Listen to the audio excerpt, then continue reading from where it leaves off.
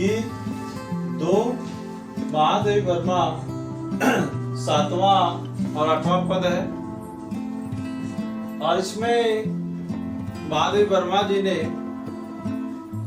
साधक जब साधना के पद पर चलता है तो उसके मार्ग में बहुत सारी कठिनाइयां आती हैं, तो महादेव वर्मा जी ने उस साधक को इन सारी कठिनाइयों पर विजय प्राप्त कर आगे की ओर बढ़ने का संदेश दिया कि दूसरी होगी कहानी शून्य में जिसके मिटे स्वर, धूल में खोई निशानी। महादेव वर्मा जी कह रही हैं कि वह दूसरी कहानी ही होगी,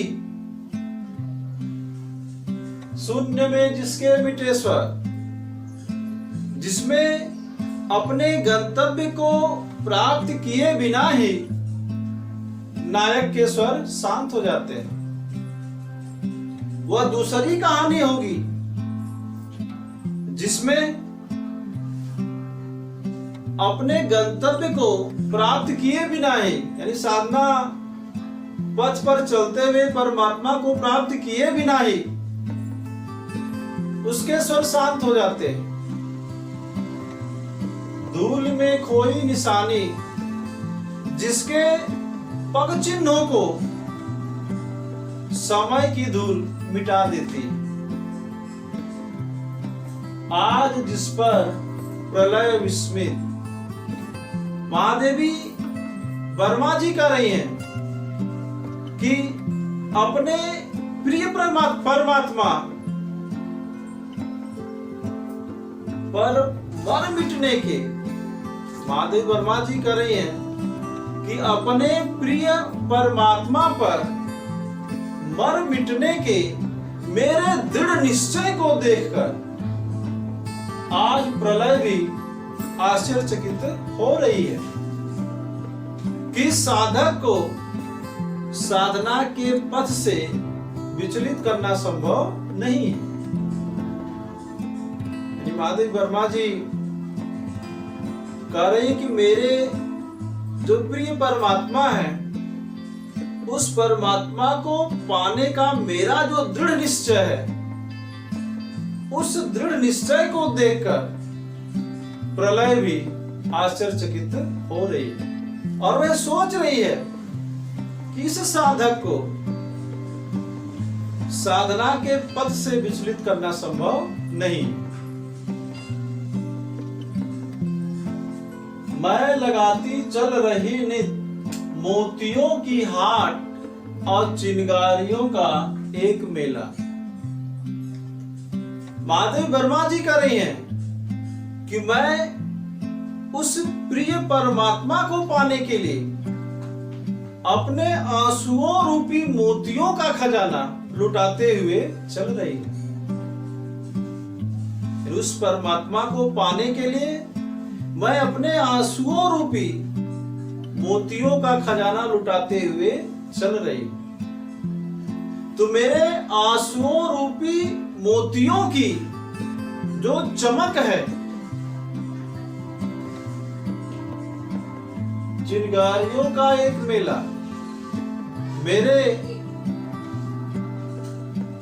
आंसुओं रूपी मोतियों की चमक के उस मेले, यानी मेले की चमक को देखकर, मेरे आंसुओं रूपी मेले की चमक को देखकर अन्य साधक, जो अन्य साधक हैं, जो परमात्मा को प्राप्त करने के लिए साधना में लगे हुए हैं, उन साधकों के हृदय में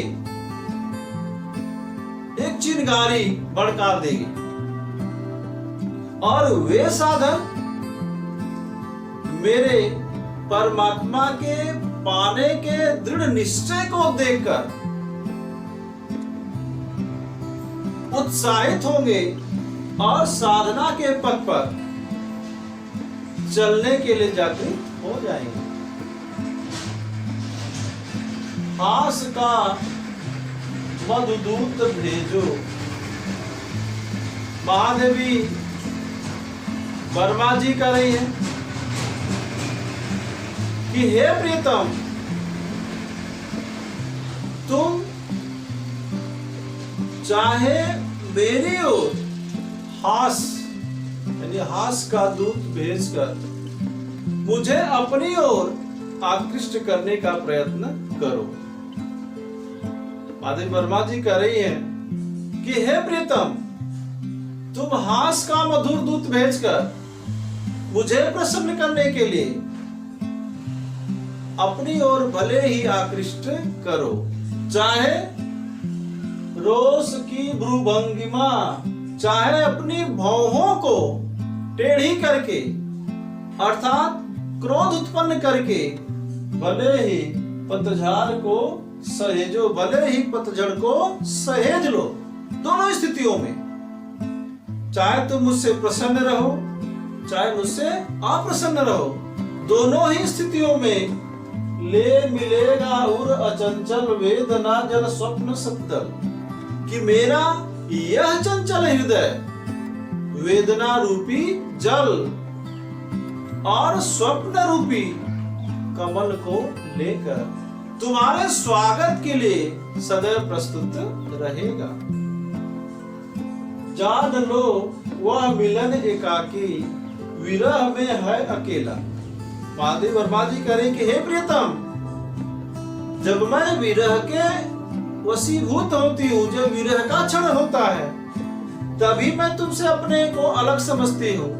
लेकिन मिलन के समय में, संयोग के समय में मैं तुम में विलीन हो जाती हूँ, यानी तुमसे अलग अपनी सत्ता का अनुभव नहीं करती हूँ।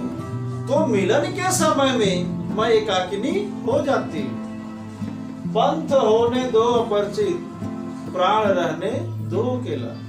माधवी वर्मा जी कर रही हैं, यद्यपि साधना का पथ अपरिचित है और उस पथ पर चलने वाला पथिक प्राण भी अकेला है, फिर भी इसमें चिंता की कोई बात नहीं है, क्योंकि एक न एक दिन उस साधना के पथ पर चलने वाला पथिक प्राण परमात्मा को निश्चित रूप से प्राप्त कर लेगा। एक बार फिर देखेंगे। दूसरी होगी कहानी, शून्य में जिसके मिटे स्वर, धूल में खोई निशानी। माधवी वर्मा जी कह रही हैं कि वह कोई अन्य ही कहानी होगी जिसमें गंतव्य को प्राप्त किए बिना नायक के स्वर शांत हो जाते हैं और उसके पंख चिन्हों को समय की धूल मिटा देती। आज जिस पर प्रलय विस्मित, माधवी वर्मा जी कह रही हैं कि मैं अपने प्रिय परमात्मा को प्राप्त करने के लिए, यानी अपने प्रियतम परमात्मा को प्राप्त करने के मेरे दृढ़ निश्चय को देखकर प्रलय भी आश्चर्यचकित हो रही है कि साधक को साधना के पथ से विचलित करना संभव नहीं है। मैं लगाती चल रहे नित मोतियों की हाट और चिंगारियों का एक मेला। माधवी वर्मा जी कह रही हैं, उस प्रियतम परमात्मा को प्राप्त करने के लिए मैं अपने आंसुओं रूपी मोतियों का खजाना लुटाते हुए चल रही हूं।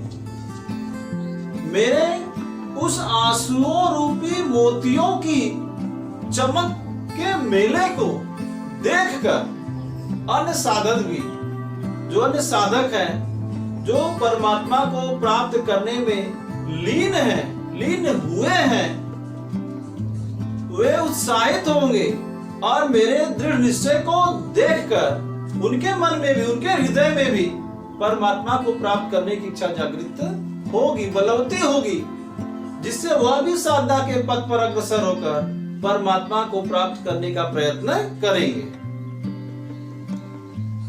हास का मधुदूत भेजो। माधवी वर्मा जी करें कि हे प्रियतम, तुम मुझे प्रसन्न करने के लिए चाहे हास का मधुर दूत भेजो, चाहे रोष की भ्रूभंगिमा पतझड़ को चाहे सहेजो, चाहे अपनी भौहों टेढ़ी कर क्रोध उत्पन्न करके भले ही पतझड़ को सहेज लो, अर्थात तुम उसे प्रसन्न रहो चाहे अप्रसन्न रहो, दोनों ही स्थितियों में मैं ले मिलेगा उर चंचल वेदना जल स्वप्न शब्द, कि मेरा यह चंचल हृदय वेदना रूपी जल और स्वप्न रूपी कमल पुष्प को लेकर तुम्हारे स्वागत के लिए तैयार रहेगा। जान लो वह मिलन का कि विरह में है दुकेला। माधवी वर्मा जी करें कि हे परमात्मा, हे प्रियतम, विरह के क्षण में ही, विरह के समय ही मैं तुमसे अपने आप को अलग पाती हूँ, लेकिन मिलन के समय, संयोग के समय मैं तुम्हें इतनी लीन हो जाती हूँ, तुम्हें मैं अपने आप को आत्मसात कर लेती हूँ कि तुमसे अलग मुझे अपनी सत्ता का ही आभास नहीं होता। पंथ होने दो अपरिचित, प्राण रहने दो अकेला। माधवी वर्मा जी कह रहे हैं, यद्यपि साधना का पथ अपरिचित है, उस पथ पर चलने वाला पथिक प्राण भी अकेला है, फिर भी चिंता की कोई बात नहीं है। एक न एक दिन निश्चित रूप से मैं अपने प्रियतम परमात्मा को प्राप्त कर लूंगी।